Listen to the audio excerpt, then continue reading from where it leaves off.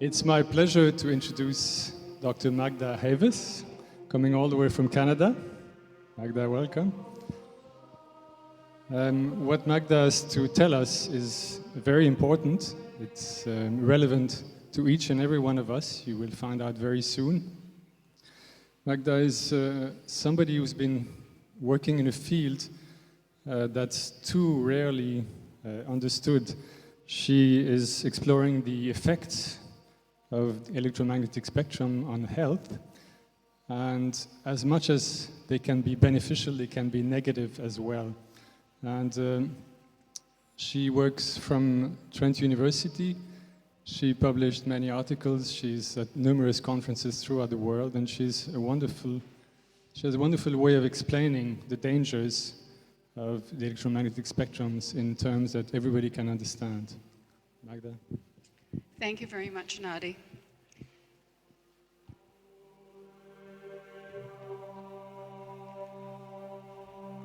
The music you're listening to right now was actually produced by plants.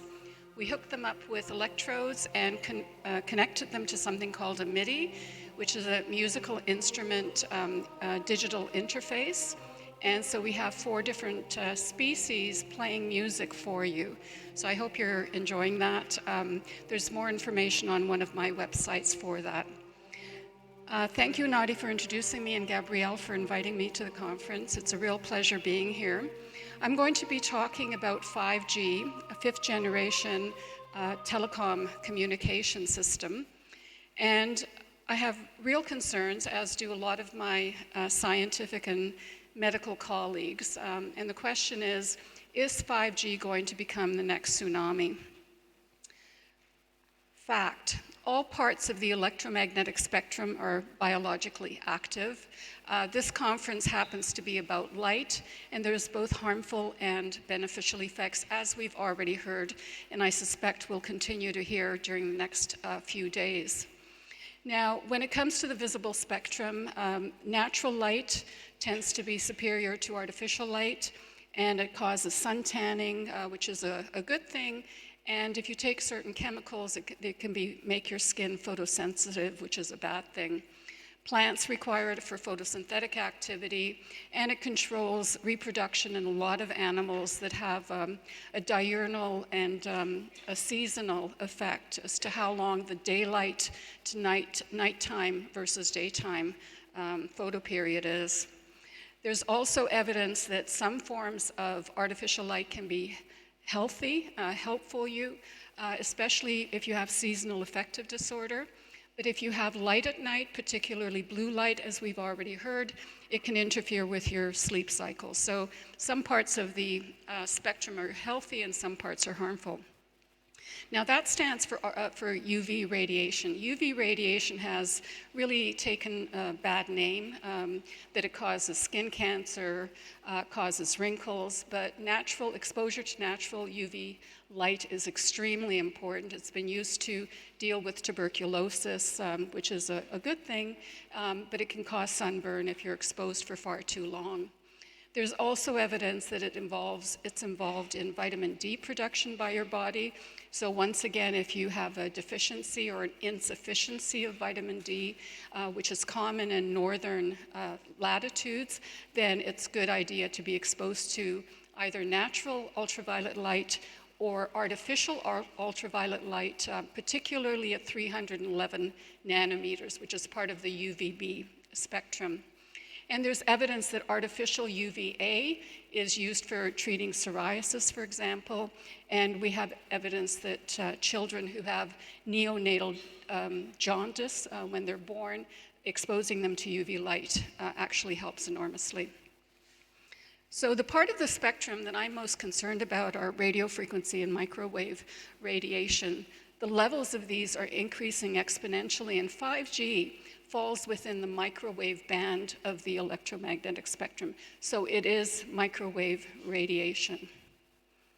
Our exposure to electrosmog is increasing exponentially. It started at the turn of the last century, where we first were exposed to power frequencies, 50 and 60 hertz, depending on the country you're in. We had radio introduced by Marconi and Tesla. We had microwaves. The first time they were used in any large scale was during the Second World War when they were used for radar. So radar is a form of microwave radiation. And now we have millimeter waves that are going to be the 5G and the Internet of Things. Most people are very excited about this, but there's a real downside that I'm going to be sharing with you in this talk. So what is 5G? 5G refers to fifth generation telecommunication technology. The real advantage of it is going to be very fast interconnection, and that's going to allow for a lot of different applications to be developed. 1G was the original cell phone, and the only thing you could do with it is talk from person to person. 2G introduced text. 3G allowed you to get onto the internet. 4G allowed you to do video, it was a lot faster, and 5G is giving you speed. So those are the different generations of technology that we have so far. Now, how does 5G differ from other wireless technology? First of all, it's not going to replace anything. It's going to be in addition to 4G and 3G. And so we're actually going to be exposed to much higher levels of microwave radiation as a result of that. Also part of 5G is opening part of the spectrum called millimeter waves. Now, millimeter waves, the definition is from 30 gigahertz to 300 gigahertz. And so what the cell phone industry is doing is they're using it just under 30 gigahertz, so they don't have to call it millimeter waves, but it's having the same effect. And basically, it hasn't been studied, and this is the first time it's being used in telecommunication. Why should we be concerned about 5G? Well, there's absolutely no long-term testing of this technology for millimeter waves. And we're going to be exposed long-term if we have it in the environment with antennas near our homes. A very large population is going to be exposed, and there's no way that we'll be able to avoid it. And so people who have developed electrohypersensitivity are going to have an extremely hard time living in cities where you're going to have a lot of these antennas. And we know that 2G, 3G, and 4G are already harmful. There's enough evidence that it's biologically harmful, not only to humans, but to plants and animals. Trees are dying, plants are dying in experiments, insects are dying. So it has effects well beyond human health. Now, the radio frequency part of the electromagnetic spectrum goes from 3 kilohertz up to 300 gigahertz. At the very low end, we have something called intermediate frequencies, and the common term used in scientific studies is dirty electricity. This flows along your wire, and it has adverse health effects. Then we have radio and television, and then we have a fairly large part of the spectrum that's called microwaves. So microwaves are portion of the radio frequency spectrum. And at the top end of microwaves, we have millimeter waves. So this is how if you're listening to someone talking about microwaves, their radio frequency, they might not be millimeter waves. And part of the spectrum is empty, you can see here. And basically what the telecom industry wants to do is shove things to that empty part of the spectrum. So this is the part of the spectrum that hasn't been used for telecommunication purposes. What do we know about the infrastructure of 5G? Well, it's going to be consisting partly of satellites. It's going to be consisting of macro cells. So these are towers or buildings that are going to have a lot of different antennas on them. It's going to have small cells, which are going to be very close to your home. And the evidence or the information we're getting from the telecom industry is going to be every 3 to 10 houses, depending on how close the houses are to each other. And part of it's going to be on fiber. Now, if we look at fiber, it's the safest way to transmit information. There's absolutely no radiation coming from fiber. It's secure. It's really the best technology. It's very fast. When it comes to satellites, my colleagues who have more technical knowledge than I do about satellites tell me that this is actually a really good way to transmit information, provided that the intensity is low when it comes to our population. However, you can ramp up the intensity of satellites and it can be used as a weapon. Indeed, microwave radiation is a perfect weapon. because it's difficult to detect and you can damage people very, very quickly and then turn it off, and no one knows any better. When it comes to macro cells, these are harmful if you're close to them. So the further away you are, the better. And the most harmful of all of these are the small cells that are going to appear in your neighborhood, in front of your home, or in front of your neighbor's home. Now, already they're setting up a lot of satellites into space. And so we're really conducting an experiment on planet Earth that none of us have any control over. Cities don't have the ability to stop it. Indeed, countries don't seem to have the ability to stop it. So it's really the wireless community that's calling all the shots. And this isn't what space looks like. It looks more like this. So they're putting up thousands of satellites into outer space in order to rotate around the planet in order to share this information with us. Now, why is there such a rush to get 5G in the different communities? Now, this particular graph shows from 1985 to 2015 the number of mobile cellular subscriptions per 100 people. And you can see here that from 1995 to 2015, a 20-year period, we've basically saturated the market. And so the telecom industry is looking for something else, and they need faster service so they can bring in applications that aren't possible today. So it's really very much a money grab. And when 5G comes on board, there's going to be winners and there's going to be losers. First of all, they're predicting that this is going to be $1 trillion industry, and that's really what's driving the rollout of 5G. And there's saying that there's going to be 50 trillion gigabytes of data. A lot of this is going to be going through the air, which simply means increasing our exposure. Now, this is Tom Wheeler. President Obama in the United States appointed him to head the Federal Communication Commission that makes decisions about telecom industry. They regulate the industry. The problem is Tom Wheeler actually works for the wireless industry. So you now have someone in charge of a government agency that is regulating his friends. And everyone now recognizes that the Federal Communication is a captured agency. It's no longer working for the government, it's working for the industry. And I'm just going to play you a short clip of what he had to say about 5G. Bands than previously thought viable for mobile broadband and other applications.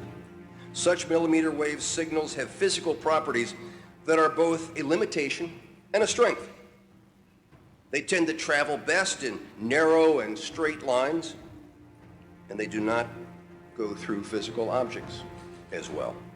But brilliant engineers have developed new antennas that can aim and amplify signals. Now, to make this work, the 5G build-out is going to be very infrastructure intensive, requiring massive deployment of small cells. I'm confident that the actions will lead to a cornucopia of unanticipated, innovative uses and will generate tens of billions of dollars in economic activity. And that's damn important, because it means that U.S. companies will be the first out of the gate. And that is why 5G is a national priority. And stay out of the way of technological development.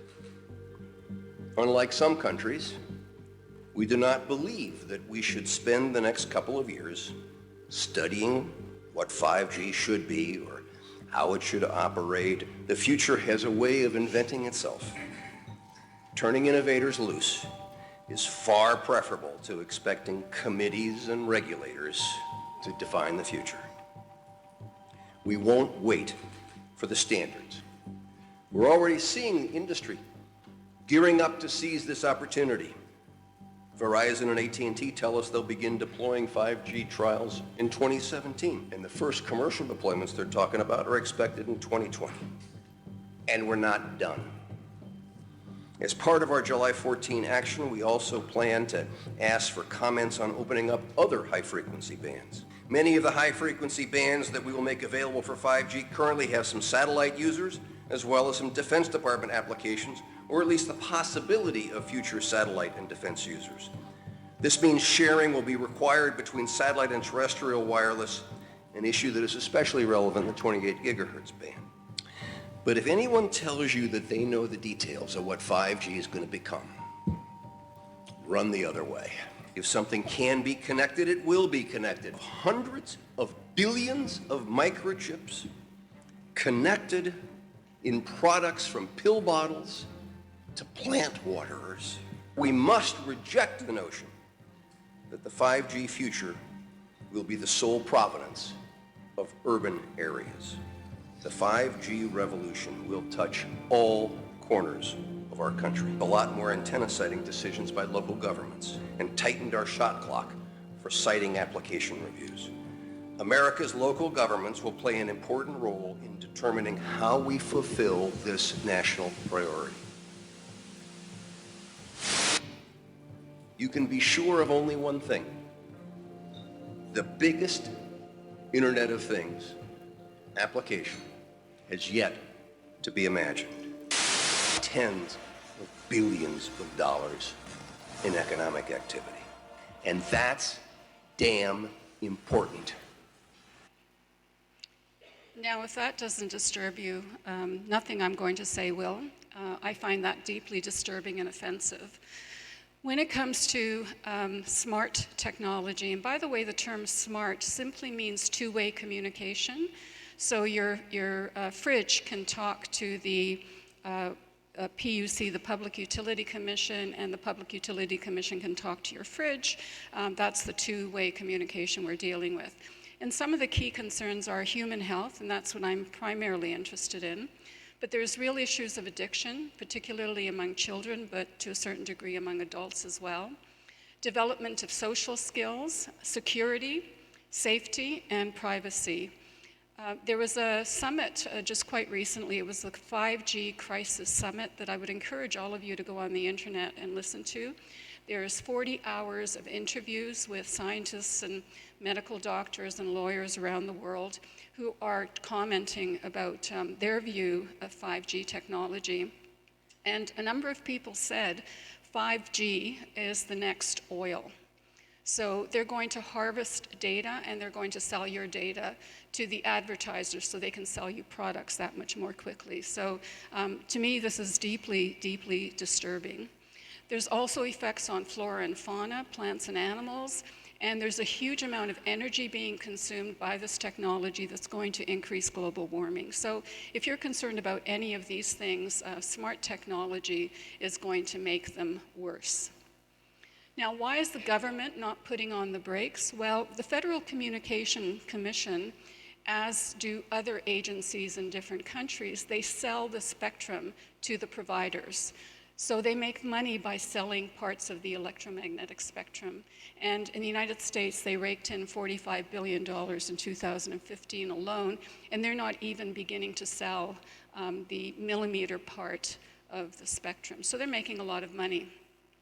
Now, one of the ways they're promoting 5G is that we're going to have driverless cars. So you can sit in your car, read a paper, and it's going to have sensors all around the car, sensors in the car as well. So can you imagine how much radiation we're going to be exposed to on the roads?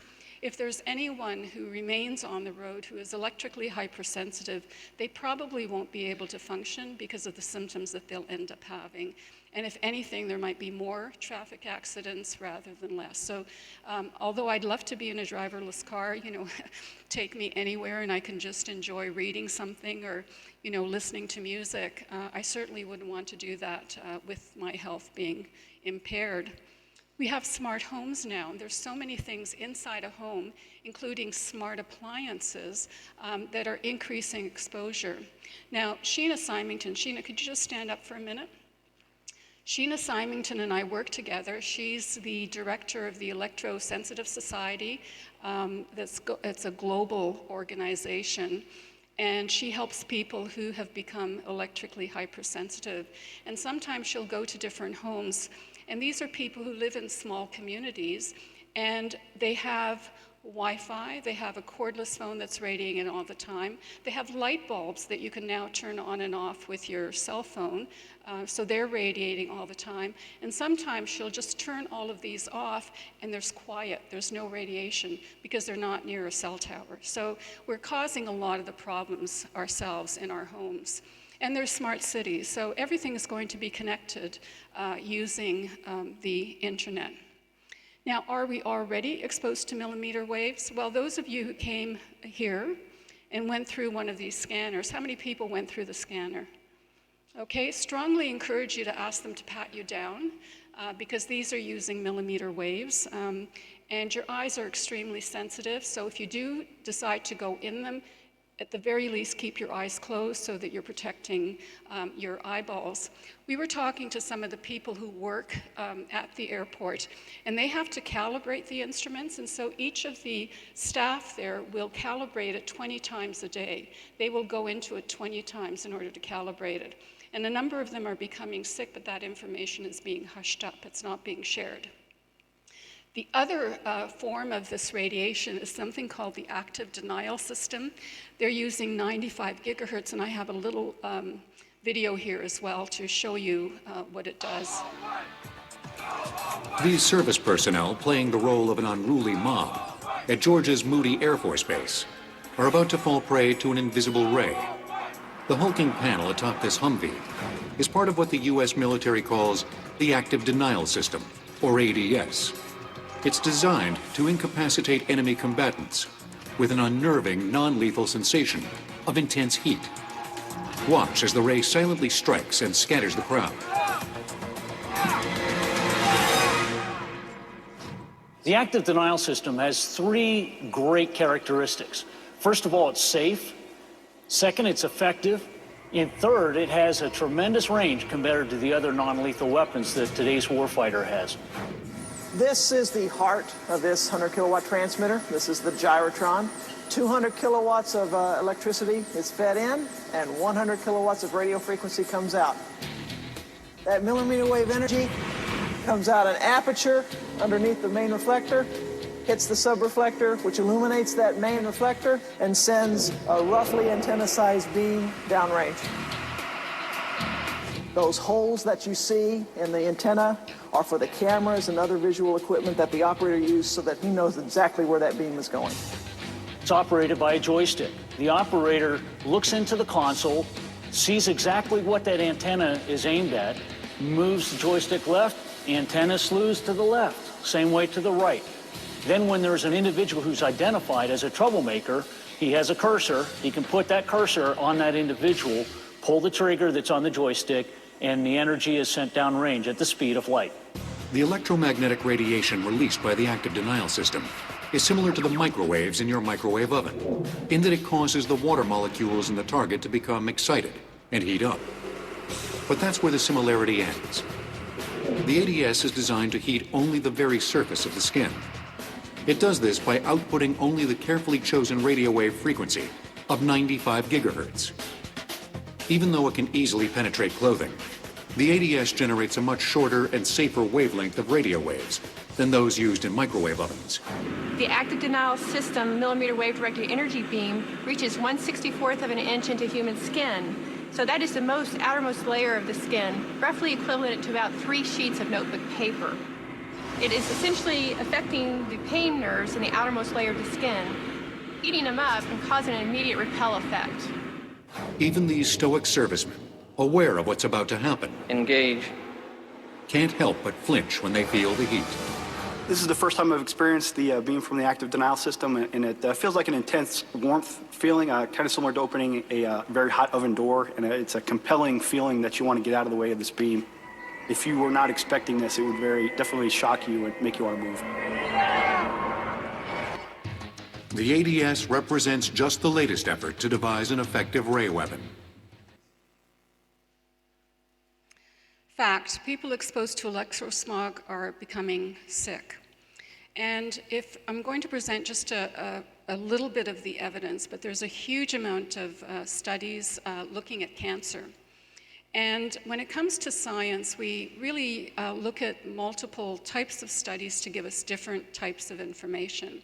So the power of a scientific study really depends on something called a three-legged stool, where one of the legs is epidemiological studies. And this is showing an association between some human illness, whether it be a brain tumor or something else, and some agent. So it's showing an association. By itself, it's not enough to say that if you get a brain tumor because you used a cell phone or you had a cell phone, there's not enough to show there's a cause-effect relationship. So for that, we end up using laboratory studies. They're called in vivo studies, which means living organisms. And this is actually showing a cause-effect relationship. And the third type of study we tend to rely on are mechanistic studies, in vitro studies. And once we have all three of these types of studies, scientists are pretty convinced that they can put all of this information together and that there's a problem.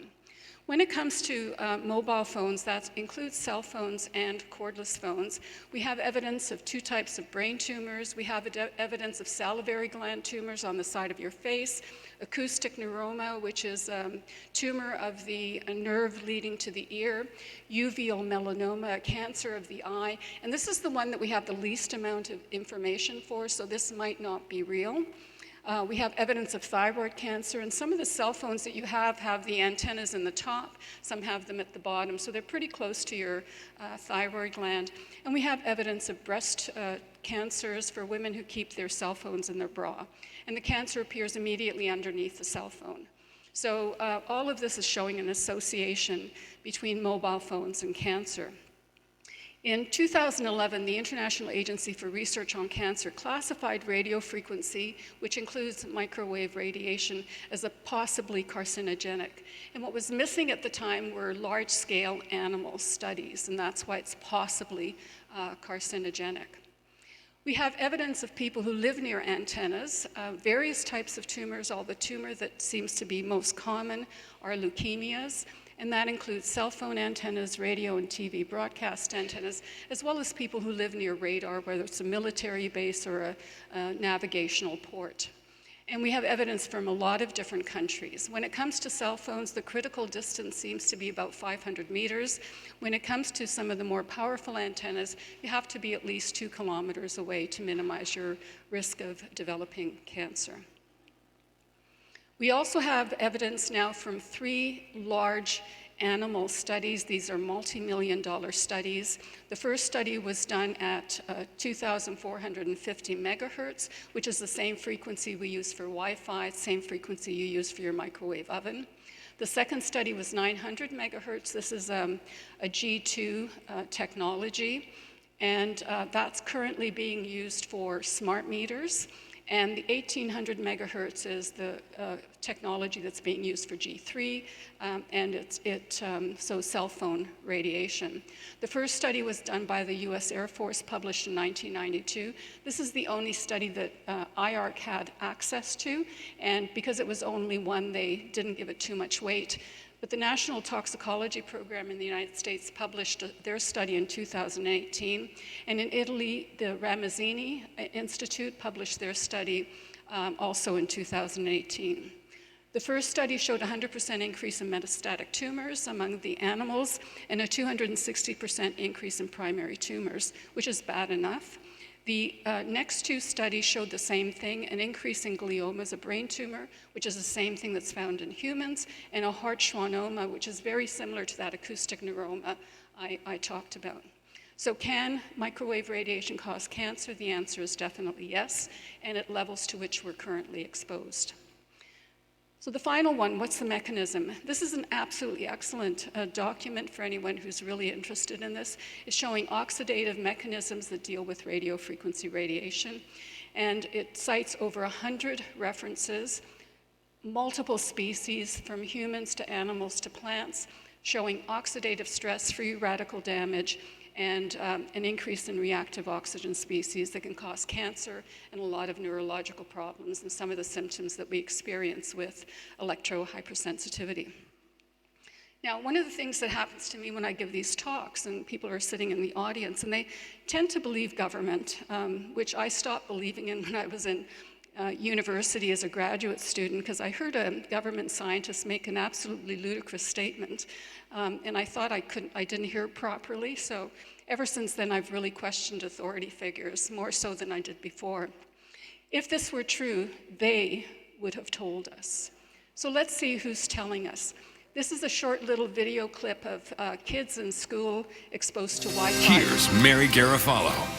Good evening and welcome to 16 by 9, The Bigger Picture. You can't see it, you can't taste it, but some are calling it a serious health threat every parent should know about. Wi-Fi, wireless internet, is in schools coast to coast, but why do some kids say Wi-Fi is making them sick? In a 16 by 9 investigation, we put Wi-Fi to the test. Here's our Carolyn Jarvis. They are gathering by the hundreds, packing a public forum in Toronto, filling a school board meeting in Peterborough. I don't know what I'm going to do if you have Wi-Fi in there. I can't do this to my daughter. I cannot put her through this experiment. And assembling at a church in Vancouver, a fever pitch building over what they see as a threat invisible to the eye. Society in general doesn't want to lose a convenience at the expense of safety. They're talking about radiation exposure from Wi-Fi or wireless internet, and they're concerned it's making their kids sick. I just think that we don't know, so why risk it? Today, schools across the country are rushing to install it, but these students say the convenience isn't worth the risk. I had heart racing, headaches, nauseous. It's a really weird feeling. Weak, and I'm really shaky. And when they're not at school? Does it happen on the weekends? No. There's no rhyme or reason to the symptoms. They range from headaches to nausea, heart palpitations, even... Okay, sorry, I cut it off. I normally show another video that I'm not going to show for lack of time, but basically these kids are saying, I feel sick in school, I feel okay on the weekends. When they come home from school on Monday, they're not too bad, but by Friday, they've got headaches, they're really feeling ill. And it's not because they don't enjoy school, they really do. So we've got warnings from kids that are telling us what they're experiencing in the classroom. And by the way, the Wi-Fi in a classroom is much more powerful than the Wi-Fi you have in your home, and they have more of them, and there's more students using them simultaneously. So the exposure in a classroom is much higher than in anyone's home. We have warnings from a Samsung laptop saying it should be at least 20 centimeters from your body. You shouldn't put it directly on your lap. We have warnings from cell phone manufacturers in their manual. This is the BlackBerry one saying it should be approximately an inch away from your body at all times. That means you don't hold it to your head, you don't keep it in your pocket, you don't put it in your bra, you don't even hold it in your hand. You should put it down on a table and use speakerphone when you're talking about it. So we've got warnings from the manufacturers.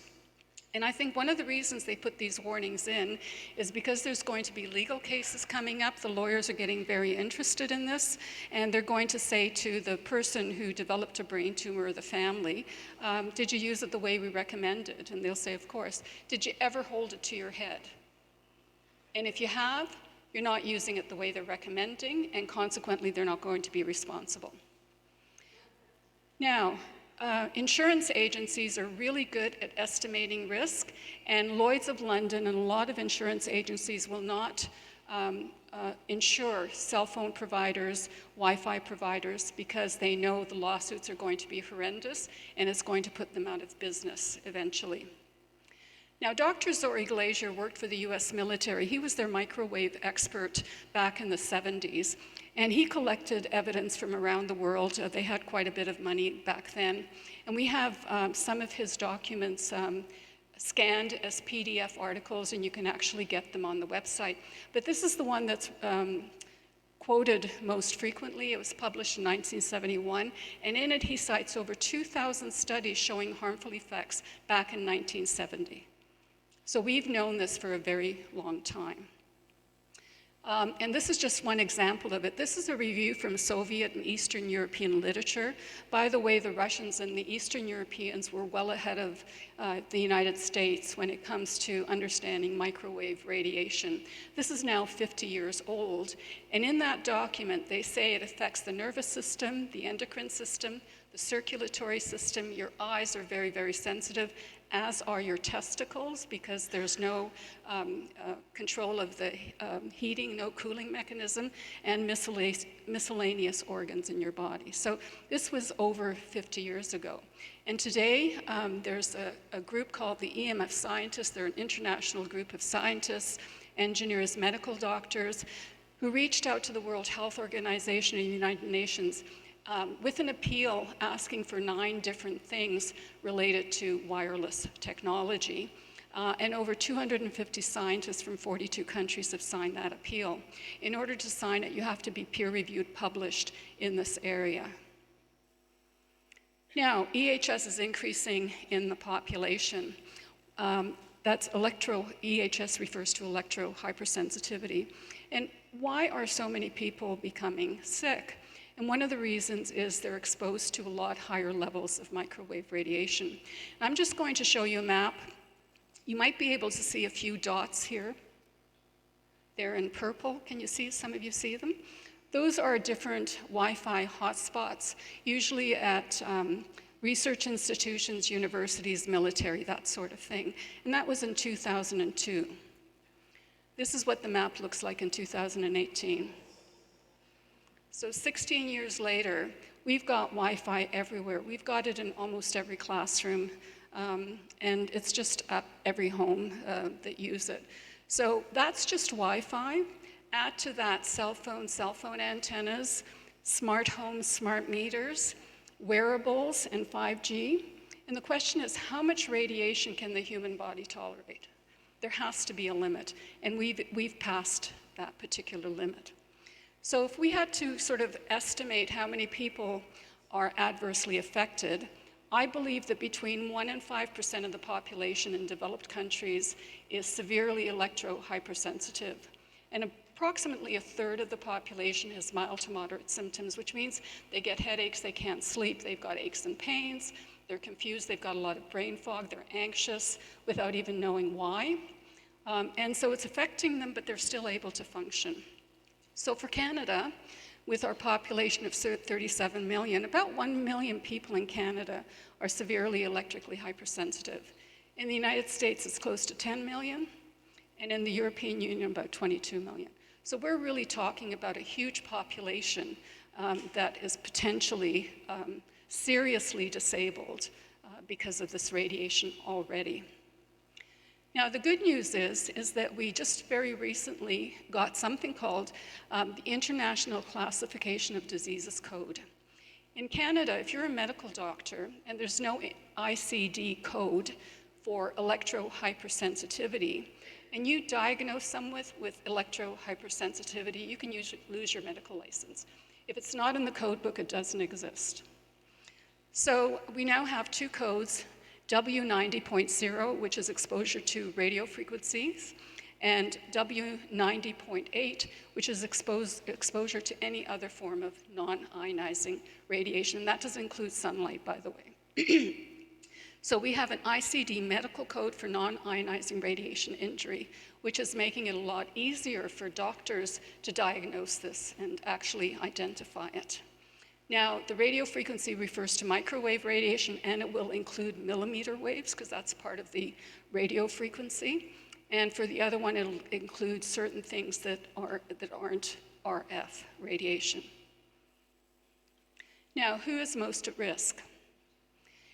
It turns out there are a number of precursors. If you talk to electrically hypersensitive people, they'll have at least one of these precursors. So if you've had physical trauma to your central nervous system, you've had whiplash, or you've been in a car accident, had a concussion, for example, that will predispose you to electro-hypersensitivity.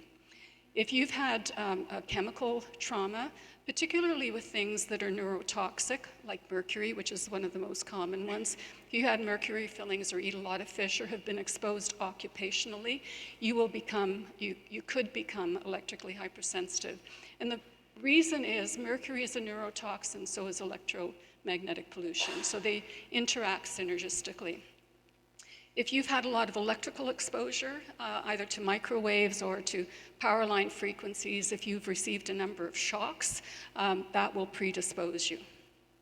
If you have biological trauma, people who have mold sensitivity, food sensitivity, have Lyme disease, are likely to be more electrically hypersensitive. And once you get rid of the mold, or you deal with the Lyme disease, your electrohypersensitivity will disappear. And according to Dr. Dietrich Klinkhart, he believes that the mold is reacting to this electrosmog and releasing toxins into your body that are making you sick. So you get rid of the mold or the parasites, and you no longer have that response. And certainly anyone with an impaired immune system, the very young, the very old, are likely to develop electrohypersensitivity. Now, do you have electrohypersensitivity? Well, these are some of the common symptoms. I list 22 here. And the ones that I have in the red box are the ones that we experience as we age. And so a lot of people who I talk to tell me they're not electrically hypersensitive, they're just getting older. And it's common for older people not to sleep well, to have aches and pains, not to think clearly, that sort of thing. But if you take these people to a clean electromagnetic environment, a lot of those symptoms will disappear. And because those symptoms are very similar to aging, I actually call it rapid aging syndrome. So it's causing a quickening of your aging system, partly because of the oxidative stress it does to your cells. And so I've got different numbers here that are just sort of ballpark figures. If you've got 3 of these symptoms, chances are you're probably okay. But the more symptoms you are, the more likely you are to be being electrically hypersensitive. And a lot of people I talk to can't tolerate fluorescent lights. So, they keep fluorescent lights off in the office if they don't have them at home. And fluorescent lights produce something called dirty electricity, so do LEDs. And I've got something here that Anadi makes. It's called a light noise detector. He calls it the light bee, like a buzzing bee. And basically what you do is you point this at a light source and it gives you a sound. And I'm just going to play it for you because a lot of lights will flicker, and that's what this is picking up, a flicker. And that includes your computer screen, your TV screen, so it's more than just light bulbs. So I'm going to just turn on a light source and the light bee.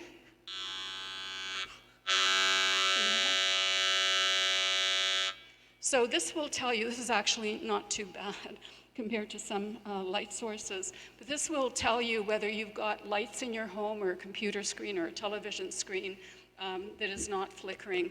And some screens flicker. Mine happens to be clean. It's a Mac computer, so it happens to be clean. And I asked Anadi how much he sells them for, and he said about 80 euros. So it's really well worth getting one. And if you're buying for a new television, check it out before you buy it so that it's not flickering in your eye and causing damage. Now, what are the health effects of millimeter waves? Well, there was a study done by Dr. Cindy Russell, and she actually looked at the research that was done on millimeter waves, and it seems to be used in complementary medicine, particularly in Eastern European countries, and it's particularly good for pain therapy. So, there's some beneficial aspects to millimeter waves. It's used by the military for the non-lethal active denial system that I just showed you the video of. And, I'd prefer to be hit by that than a bullet. So in that regard, it's probably a good source, a good use of the technology. And it's being proposed by the telecom industry. And this is a negative. And the reason it's a negative, if you look at duration of exposure, with medicine, we're talking about minutes. With the active denial system, we're talking about seconds. And with telecommunication, we're talking constant exposure. And constant exposure to anything artificial is usually not good for your body. Now, to be a little bit more specific, she reviewed the skin effects. It affects your sweat glands, causes them to heat up, causing excruciating pain. And this affects the signaling in your body from your immune system to your nervous system. Your skin is the first area where we interact with the environment. And some of the frequencies are causing heart arrhythmias as well, so it's affecting your nervous system. It affects the eye, particularly with cataracts, And some of the doctors I've been talking to are telling me that younger and younger people are coming in with eye problems. They're losing their vision. And I think that's because they're just staring at a screen so much, and their eye isn't getting the exercise it needs with distant vision. It affects the immune system in laboratory animals. It causes birth defects in Drosophila or fruit flies, and it causes antibiotic resistance in bacteria. Now, any one of these alone, I think, is something we should be concerned about. Why are we exposing infants? And this is something that perhaps bothers me the most. We have baby monitors that people are using in their homes. These baby monitors radiate microwave radiation constantly. The child is in direct contact with the monitor if they're sleeping on it, for example, and the entire home is exposed because the levels of radiation are really quite high. And I think what we've got to do is design a safer type of monitor for parents who really want to protect their children, but they're doing it the wrong way.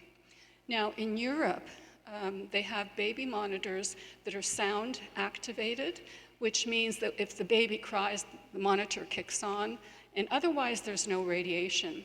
In North America, we have monitors that are radiating 24/7. And when we tried to import some from Europe, they said they couldn't ship them to North America. And the reason they couldn't ship them was that the Federal Communications said it interferes with radio communication, because it uses a slightly different frequency than the monitors in North America. So it's okay to expose your infant, your 1, 2, 3-year-old child to this microwave radiation. Absolutely ludicrous. They have diapers that will communicate with your cell phone, telling your cell phone that your child wet the diaper. It's only good for number 1, it's not good for number 2. So now you've got their genital system exposed to microwave radiation. And we know it affects sperm in men. We know it affects ovaries in women. And the major difference between ovaries and sperm is that sperm reproduce themselves every 3 months, ovaries don't. Women are born with all their ovaries and all their eggs in their ovaries. And because of that, if you damage that, you're going to damage the next population. And this is the one that bothers me the most. They have pacifiers or soothers that have a thermometer in them, and your baby has a fever, so you put it in the infant's mouth, and it will tell your cell phone what your baby's temperature is. So the cell phone industry is saying, don't hold a cell phone to your head, so you're going to put radiation inside an infant's mouth. Now, where is the government regulating this technology? This should be illegal. So my mantra when it comes to wireless technology is, if it doesn't move, it doesn't need to be wireless. All the smart meters on the side of homes are not going anywhere. They should be wired. They shouldn't be exposing the entire house and the neighborhood to additional radiation. And that includes smart appliances that they're going to be putting in your home as well. If it isn't being used, it should be turned off. People keep their Wi-Fi routers on 24/7, even though in the middle of the night they're not going on their computer. And this is just a waste of energy, but more important, it's exposing your entire family to microwave radiation during the night when you should be healing. Just because it can be made wireless doesn't mean it should be made wireless, and that's the diaper and the pacifier, for example.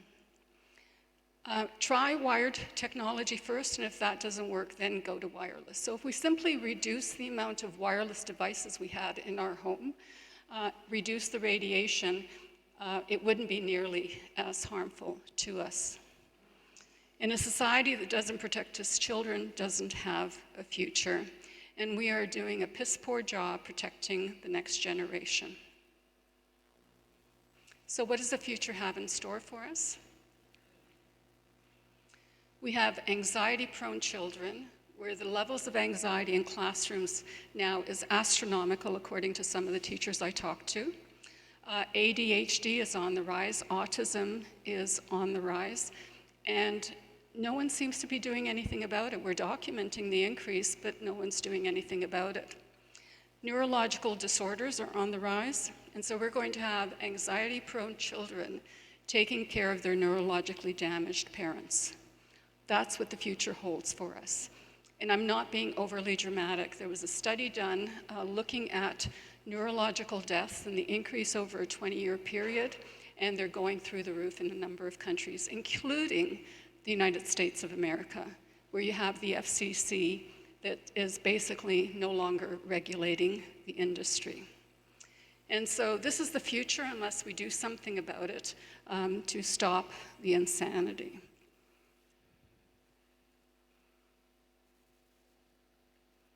It really will take every one of us in this room to share the information with neighbors, with family members, with school boards, with communities, to try to slow down, if not stop, 5G from ever taking hold, at least in the very near future. We need some long-term studies so that we know what the biological consequences are likely to be. And I don't think there's a hope in hell they're going to be positive. So thank you very much. I have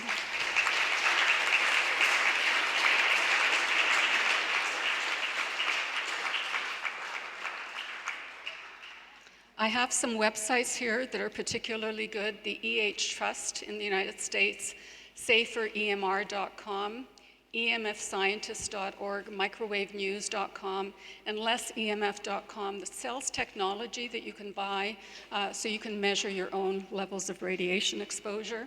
And there's a meter called an Acousticom 2 that retails for what, about $200, Sheena, something like that? About $200 American. That will tell you whether or not you've got microwave radiation in your home. And the higher the levels, the closer you get to something, so you can actually find out what's causing it. It also gives a certain sound. And because I just have a minute left, I'm going to see if I can play you that sound.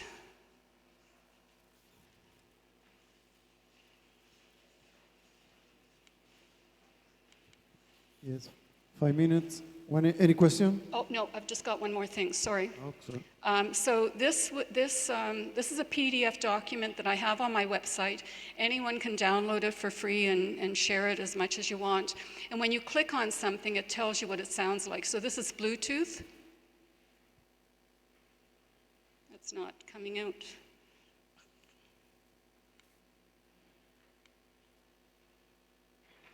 Let me try again. So that's what Bluetooth sounds like. This is a mother's baby monitor.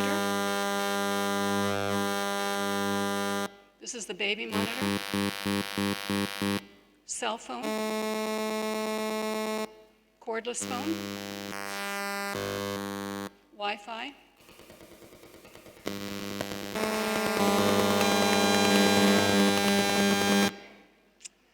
Okay, I don't like to keep that on for very long because it's very disturbing.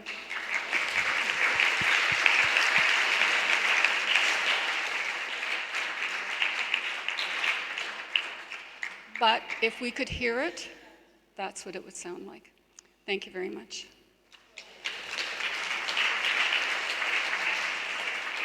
Question?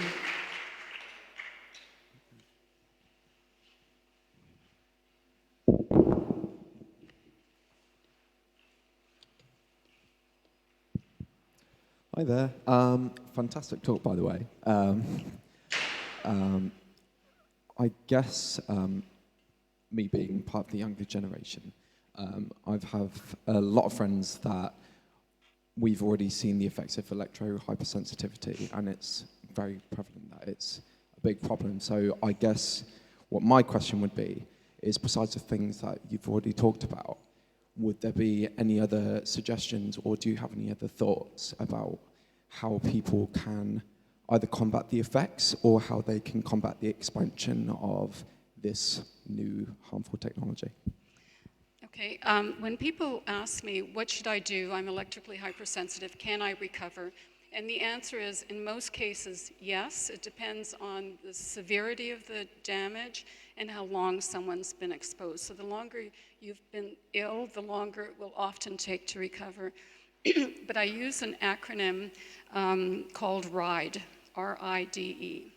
The R stands for you have to reduce exposure. If you don't reduce exposure, you're not going to recover no matter what else you end up doing. So R is to reduce your exposure. And if you have meters, that's one way you can determine, if you're still exposed. The I stands for building up your immune system. And I don't tell people how to do that because I'm not a medical doctor, but I recommend that they go to a nutritionist, their healthcare provider, and find out how they can really build up their immune system so it's stronger. The D stands for detoxification. Really important to get rid of any toxins in your body in a slow, safe manner so that you don't experience worse symptoms. And the E stands for emotional stability. A lot of people who are electrically hypersensitive are now, they see a tower and they freak out. And that just causes all sorts of bad physiological reactions in your body. So I really recommend that they change their thinking and that they be grateful that they're electrically hypersensitive because they know when they're exposed.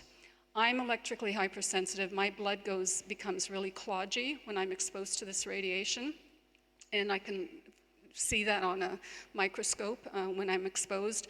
I can't feel it, so I can be in a toxic environment and not know, whereas I have friends who develop a headache almost immediately. They say, okay, there's something on here. So they can avoid it, whereas those of us who can't tell right away can't avoid it. So in a sense, it's a gift, and you can recover, and that's the really positive message. Last question.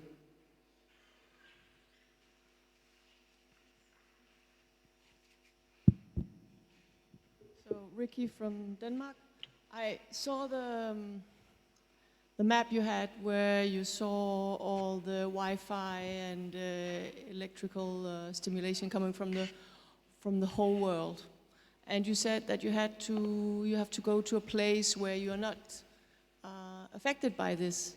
So that means all of Europe is kind of gone, and where should I move? So how far away from all this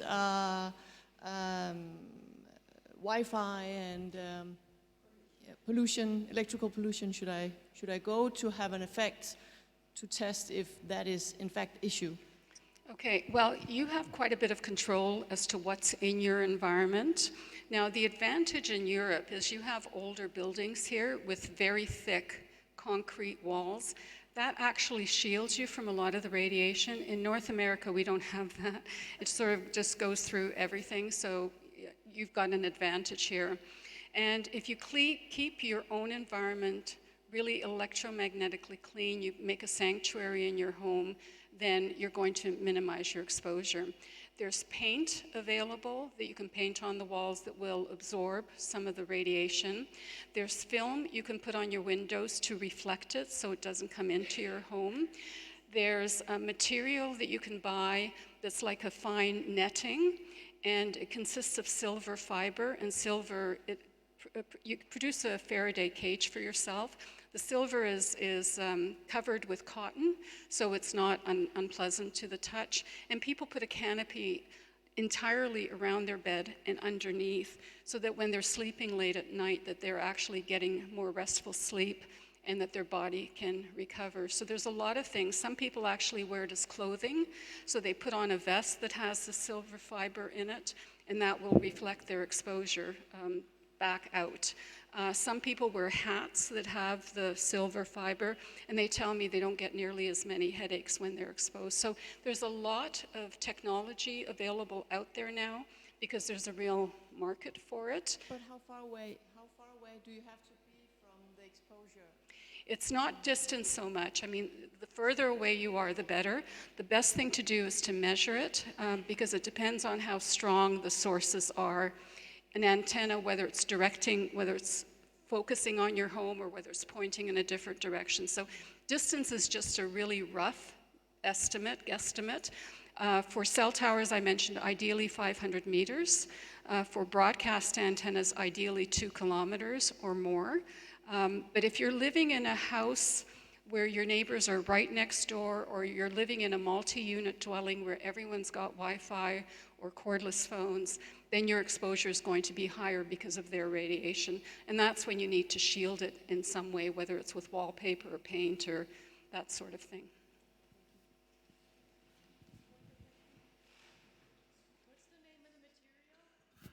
What's the name? The last question. Sorry.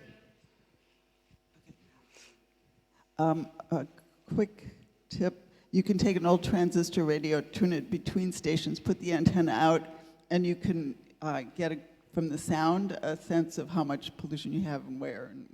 But I was wondering about the devices that you can put on your phone and you can wear that claim to help block some of the ill effects. And then also, I bought a trimeter, which also measures magnetic pollution. And I've discovered that some streets in Washington, D.C. are over 100 milligauss. And what's the correlation between 5G and or microwaves and magnetic? It's not working. Oh, there we go. Okay, sorry, could you repeat your question? I was totally focused on turning my timer off.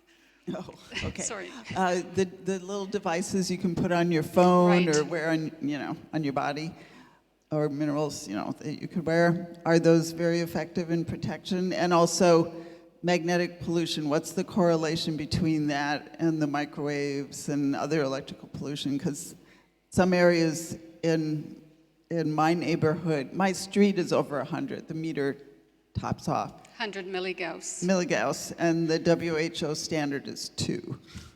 The WHO standard is 1,000 milligauss. Oh, it's really okay, high. It told me won't 2. protect you. No, ideally it should be less than 2. So if you're above 2 and you have children in your home, then there's an increased risk of them developing leukemia. The symptoms, the adverse effects at extremely low frequencies basically mimic the effects at higher frequencies, but it's a different unit that we end up measuring. It's magnetic field rather than radio frequency, exposure. But do they correlate usually in how intense they are? No, they're totally different sources, and if one's high, the other one can be lower, missing. Now, you asked about devices that you can put on your phone or your computer. We started measuring them, and what we were measuring was the environment, and we found that they made no difference on the radiation coming from your cell phone, which makes sense because if it interfered with your cell phone radiation, your cell phone wouldn't work. And basically what we started doing, we started measuring the human body physiologically, your brainwave activity, your heart rate variability, that sort of thing. And we haven't measured enough devices or enough people per device to really say anything. I do believe some of them work. I don't know which ones, and I believe there's a lot of fraudulent claims being made out there as well. And the government they should be regulating this, they should be doing the testing, and they're failing in that as well. Thank you. Thank you, doctor. Thank you very much.